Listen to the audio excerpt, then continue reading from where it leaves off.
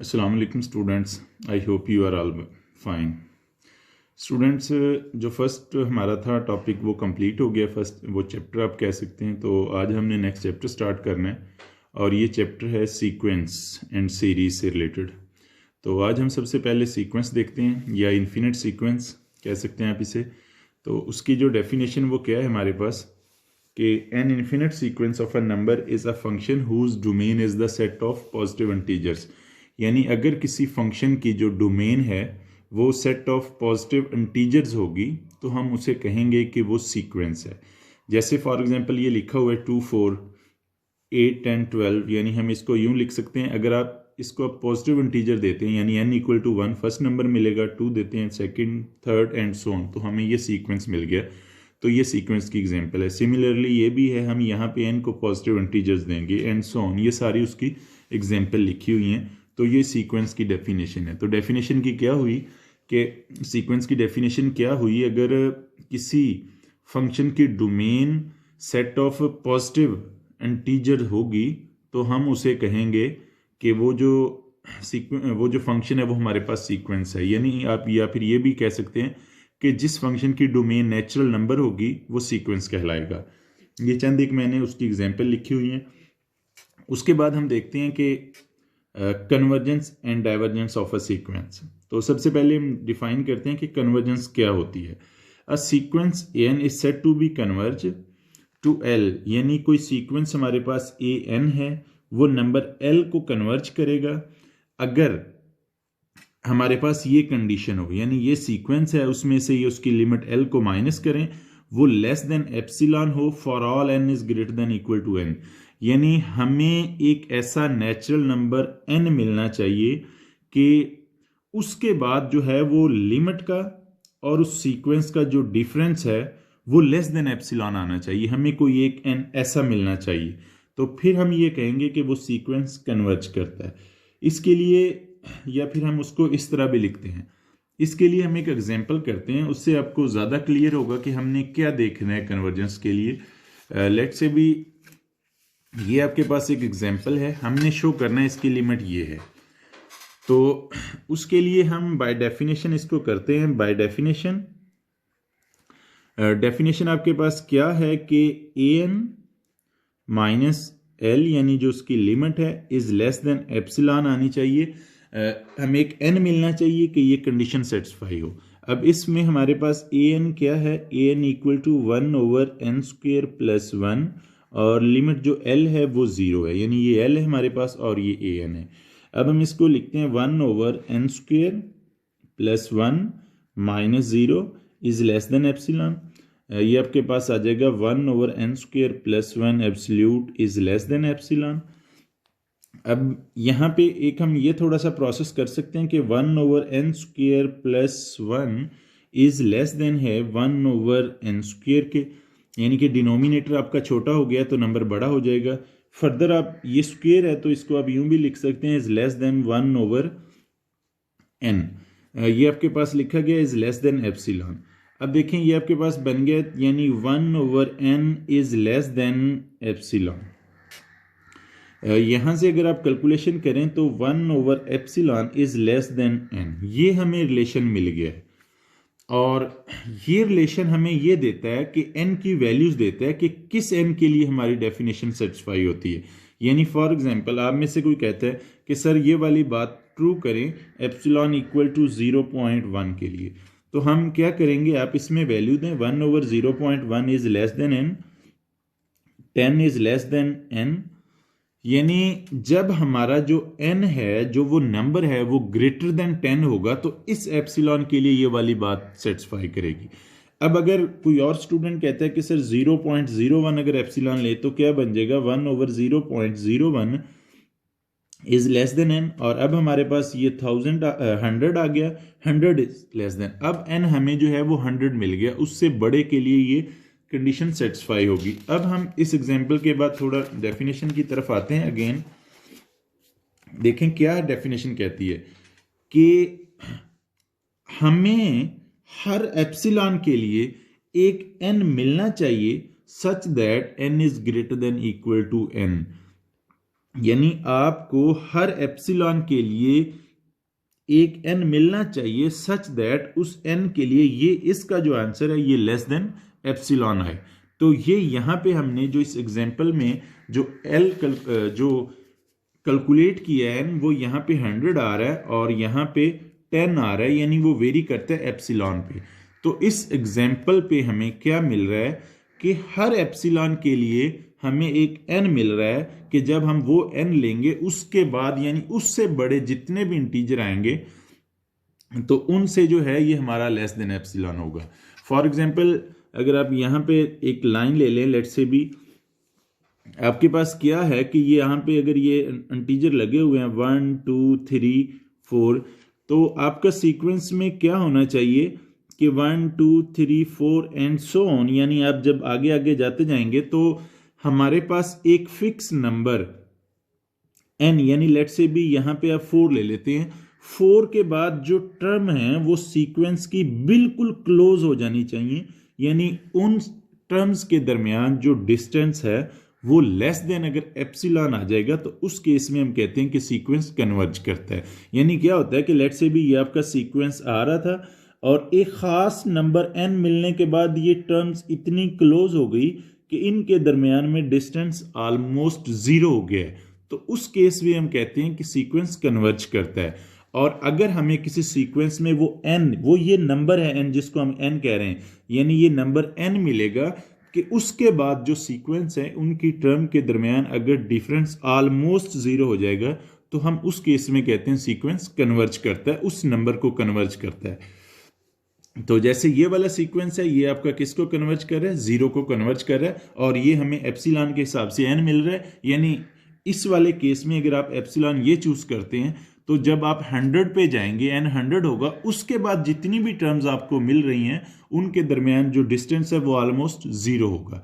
और इस केस में ये है जैसे जैसे आप एप्सिलॉन को स्मॉल करते जाएंगे ये n आपका बड़ा होता जाएगा, यानी हमें हर एप्सिलॉन के लिए एक n मिल रहा है कि उस n के बाद जितनी भी टर्म्स आती हैं उन टर्म्स के दरमियान ऑलमोस्ट जो है वो डिस्टेंस 0 आ रहा है। तो ये है concept convergence of the sequence का, यानी आपके पास एक सीक्वेंस है, उस सीक्वेंस में आप जब एक खास नंबर मिलता है आपको, उस नंबर के बाद जो नंबर ऑफ टर्म्स हैं जितनी भी टर्म्स हैं उनके दरमियान ऑलमोस्ट जो डिस्टेंस है वो 0 को अप्रोच कर जाता है, तो उस केस में हम कहते हैं कि कन्वर्जेंट सीक्वेंस है। एक और एग्जांपल को अगर मैं डिस्कस करूं, लेट्स से भी आपके पास ये एक एग्जांपल है, limit n tends to infinity 3n + 2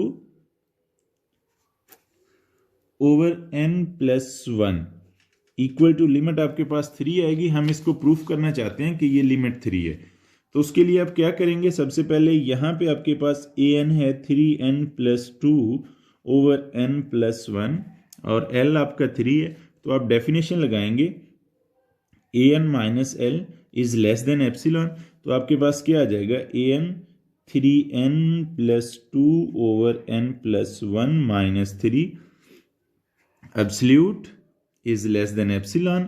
simplify करेंगे तो 3n + 2 - 3n - 3 over n + 1 absolute, ये कुछ टर्म्स कैंसिल हो जाएंगी और बाकी जो आपके पास बचता है वो क्या है कि -1 over n + 1 absolute is less than epsilon, और ये आपके पास अब बन जाएगा जी 1 ओवर n + 1 एब्सोल्यूट हमने लेना है तो लेस देन एप्सिलॉन। फर्दर इसको आप सिंप्लीफाई करें तो 1 over epsilon is less then n + 1 और 1 over epsilon -1 is less then n। तो यहाँ से इस रिलेशन से ये हमने वो रिलेशन फाइंड आउट कर लिया है। इस रिलेशन से आप ये देख सकते हैं कि आप कोई भी एप्सिलॉन ले उसके क्रॉसपाउंड हमें एक n मिलेगा सच दैट उस n के लिए ये वाली कंडीशन सेटिस्फाई करेगी। तो बाय डेफिनेशन हमारा ये टारगेट होता है कि अगर हम किसी भी नंबर को चेक करना चाहते हैं वो उसकी लिमिट है या नहीं, तो हम उसके क्रॉसपाउंड n फाइंड आउट करेंगे कि वो n क्या होगा। जैसा कि इसमें हमने ये प्रोसेस किया और उसके बाद ये n फाइंड आउट कर दिया। अब आप एप्सिलॉन यहाँ पे कुछ भी चूज करें और इस रिलेशन से आप n फाइंड आउट कर सकते हैं। उस n के बाद जितनी भी सीक्वेंस की टर्म आएंगी उनके दरमियान ऑलमोस्ट जो डिस्टेंस है वो लेस देन हो जाएगा, ऑलमोस्ट जीरो को अप्रोच कर जाएगा, यानी ये लेस देन एप्सिलॉन हो जाएगा। तो ये कंसेप्ट है सीक्वेंस की कन्वर्जेंस का। वैसे अगर हमने लिमिट निकालनी हो तो हम डायरेक्ट इस पे प्रोसेस करके वो लिमिट फाइंड आउट कर सकते हैं कि ये लिमिट है। अगर हमें लिमिट मिल जाएगी तो हम कहेंगे सीक्वेंस कन्वर्ज है, ये डाइवर्ज है। लेकिन ये वाला प्रोसेस है कि लिमिट शो करनी है हमने कि ये लिमिट है बाय डेफिनेशन, तो हम इस तरह से करेंगे जैसे हमने ये दो एग्जांपल देखी। उसके बाद हम आते हैं नेक्स्ट।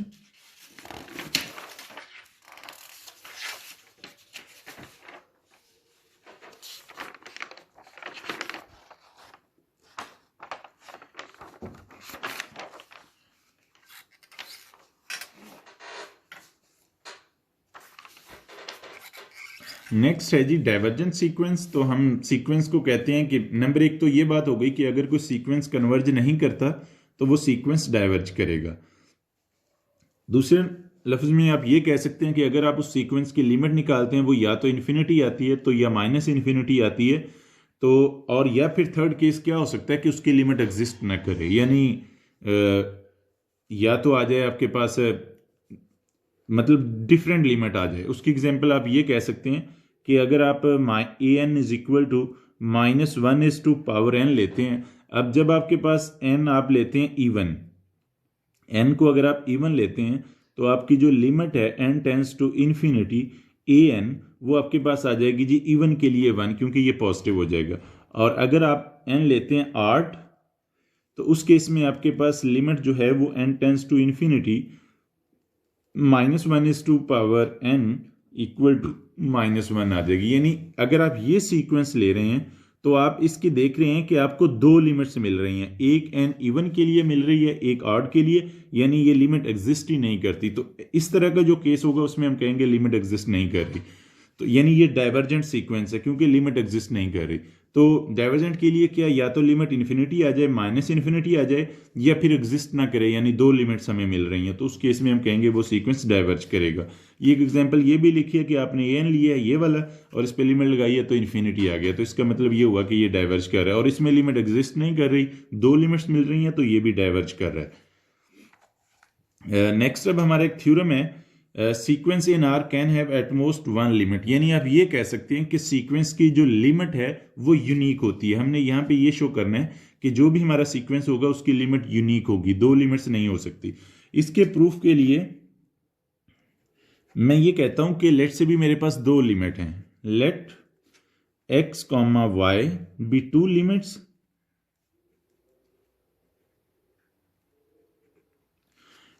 यानी क्या है मेरे पास कि limit n tends to infinity an equal to let say भी x है, और limit n tends to infinity an equal to y। यानी ये कंट्रा पॉजिटिव वे से मैं प्रूफ कर रहा हूं कि थ्योरम की स्टेटमेंट ये थी कि लिमिट यूनिक होती है। मैं लेट करता हूं कि लिमिट यूनिक नहीं है, दो लिमिट है। लेट से भी क्या होता है, तो मैंने कहा नहीं जी एक लिमिट नहीं होती, दो लिमिट होती हैं, एक ये लिमिट बन गई, एक ये लिमिट बन गई। अब क्योंकि ये लिमिट है तो फिर बाय डेफिनेशन क्या होना चाहिए, बाय डेफिनेशन आपके पास an minus x absolute is less then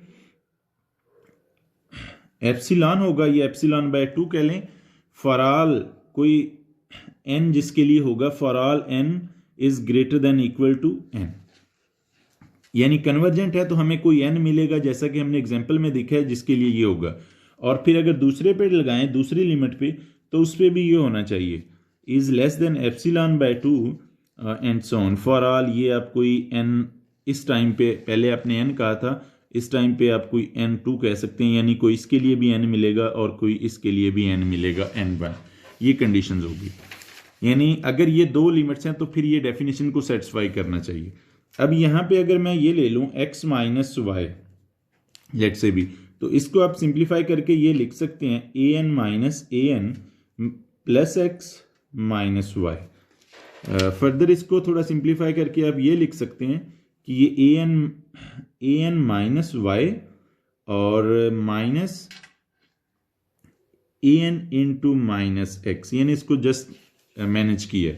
तो अब हमारे पास ये बन गया। अब ये प्रॉपर्टी अगर आप यूज़ करें इनइक्वालिटी की तो आपके पास क्या आ जाएगा, A N minus Y absolute, और ये प्लस आ जाएगा A N minus X absolute, और ये आपका क्या है, epsilon by 2 plus epsilon by 2 is equal to epsilon, यानी इन दोनों से वैल्यूज उठाइए।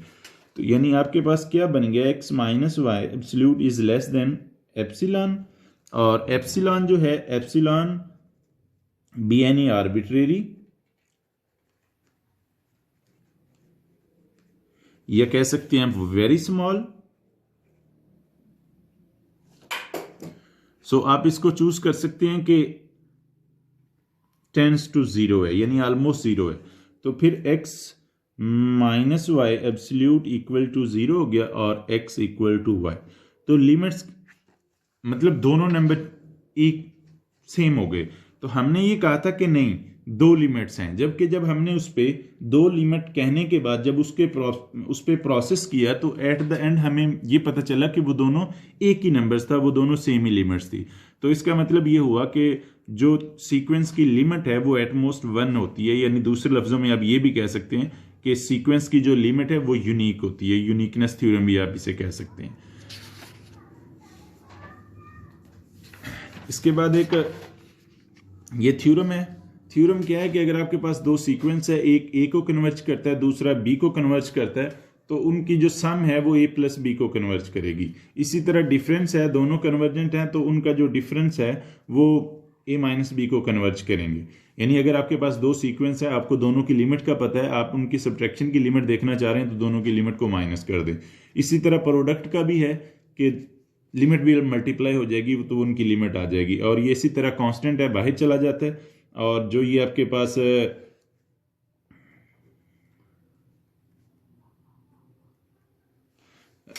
कोशेंट है वो भी सेम ऐसे ही होता है, लेकिन डिफरेंस क्या होता है कि नीचे वाला जीरो नहीं होना चाहिए, कि अगर नीचे वाले की लिमिट जीरो नहीं होगी तो फिर उसके लिए भी ये रूल वैलिड है।